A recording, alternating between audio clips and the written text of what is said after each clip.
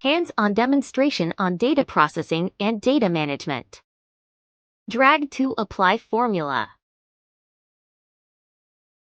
Next task is drag to apply formula. So, instruction is select daw natin yung cell, mag-input tayo ng formula, then hit enter.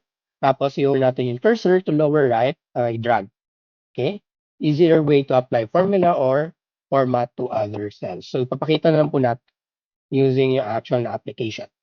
So, select po natin yung cell H7. Again po, select natin yung H7.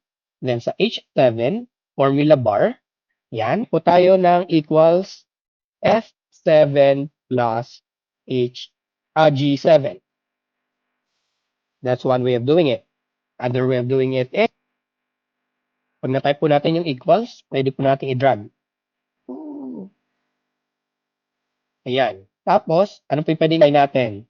Anong function po kaya yung pwede nating ilagay if gusto nating mag-add?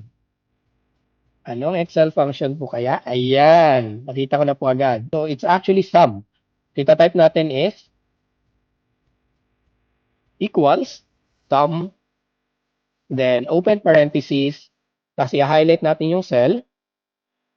Highlight yung cell, which in my case, it's F7 to G7, close parentheses. Ito yung isang way.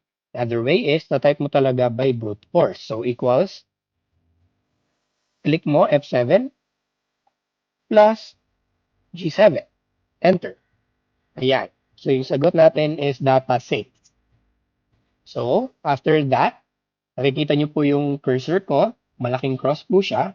Kapag ilalagay ko siya sa lower right, pansinin nyo po, again, from here, from this symbol, magiging thin cross po siya. So, once maging thin cross siya, lalagay nyo sa lower right, pwede nyo po siyang i-drag. Drag either directions. Pwedeng left, right, up, down. Depende na po sa inyo. So, in our case, it's up, down. Drag down. Ayan. So, nung dinrag ko siya, yung 6 naging 9. How so? Yung 9 kasi is, kung ano yung ginawa mong operation dito sa H7, this is addition, di ba? Inadd natin yung dalawang values sa left niya, yun din yung gagawin sa H8. So, technically, sa H8, pinag-add niya din yung 3 and yung 6. Okay po? So, ito yung mga shortcuts na hindi nyo na kailangang actually i-type. Di ba? Drag nyo na lang. Lalo kung madaming columns yan. Ay, madaming rows. Sorry. Madaming rows tapos isang column. Hindi nyo na kailangang i-type isa-isa yung formula. Pwedeng isa lang yung lagyan nyo ng formula, drag nyo na lang yung iba. Again, to drag, ilalagay lang natin yung cursor, lower right, until maging thin cross siya, then drag natin. Okay po?